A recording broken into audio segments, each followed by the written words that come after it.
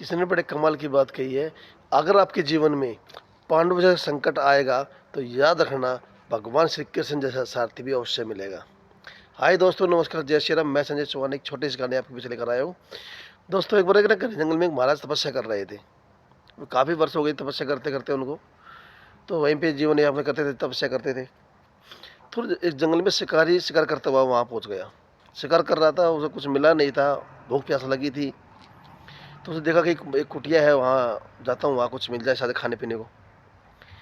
तो वहाँ कुटिया का दरवाज़ा खटखटाया तो अंदर से आवाज़ आई महाराज की, कौन?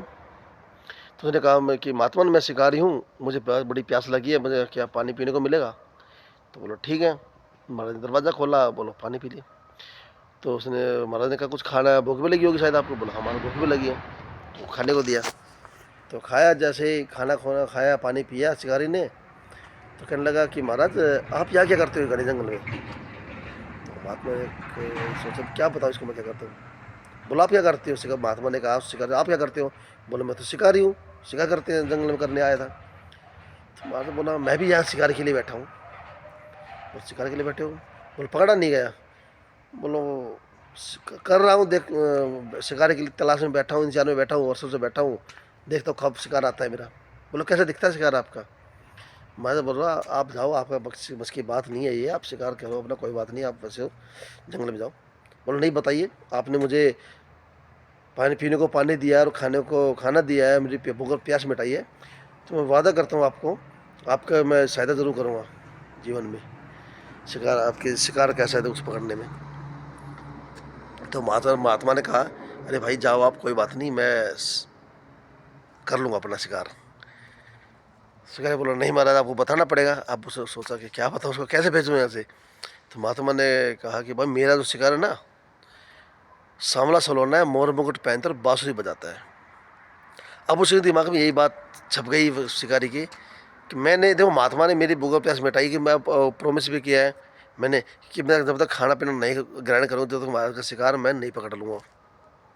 अब ये शिकार अपने जाल उठाया, जंगल में पहुँच गया, बड़ा सा जाल लगाया घने जंगल के अंदर और बैठ गया शिकार के इंतजार में कि जैसा महाराज ने बताया था, उस महात्मा ने बताया था कि वैसे शिकार फंसेगा कि सांवला सलोना है, मोर मुकुट पहनकर बांसुरी बजाता है। दोस्तों इंतजार में बैठ गया। एक दिन हुआ, 2 दिन हुआ, 3 दिन हुआ, जाल में कुछ नहीं फंसा। 4 दिन हो गए थे जी, भूखा पैसा बैठा है पेड़ के नीचे, सो रहा है, आँख बंद कर सो रहा है आराम से। अब भगवान ने सोचा यार ये तो ऐसा मर जाएगा, ये तो कहीं जा ही नहीं रहा है, भूखा पास जिस जड़ लगाया उसने। और अपने वो महात्मा तपस्या, अपने तपस्या कर रहा था महाराज महात्मन, और जो साधु कर रहा था, उससे ये वादा करके आया मुझे इसके लिए जाना पड़ेगा, कहीं ये मर ना जाए। भगवान वहाँ पहुँचे और जाल के अंदर जाकर बैठ गए। अब उस शिकारी की आँख खुली तो सोचा अरे वो शिकार अपना शिकार जो जाल में फंस गया है। फटाफट जाल लपेटा, कंधे पर डाला, भाग दौड़ चढ़ा कुटिया की तरफ।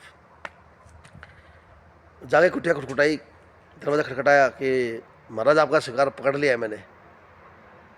महाराज बाहर निकले तो देखो सचमुच भगवान कृष्ण, भगवान जाल के अंदर लिपटे पड़े थे कि शिकारी महात्मा ने महात्मा की आंखों से आंसू बहने लगे, विभोर हो गई आंखें उनकी इस देखकर, गला भराया, रोंदे गले से बोले प्रभु भगवान ये बताओ, मैं वर्षों से तपस्या कर रहा हूँ आपकी, आपके दर्शन पाने के लिए, और ये शिकारी मात्र आपको 4 दिन में के पास कैसे आ गए, आप कैसे दर्शन दिया आपने इसको? तो भगवान ने कहा देखो आप तो सिर्फ मेरा ध्यान तपस्या करते थे, मेरा ध्यान करते थे, मेरा ख्याल करते, उसमें भी आपके दिमाग में कोई ना कोई ख्याल आ जाता था बीच में, लेकिन इसके दिमाग में कुछ था ही नहीं सिवाय मेरे जो चित्र था इसके दिमाग में घूम रहा था। और ये भूखा प्यासा दिमाग कुछ था ही नहीं, 24 घंटे इसने मेरे बारे में ही सोचा सिर्फ मुझे पकड़ने के लिए, इसलिए मुझे इसके पास आना पड़ा।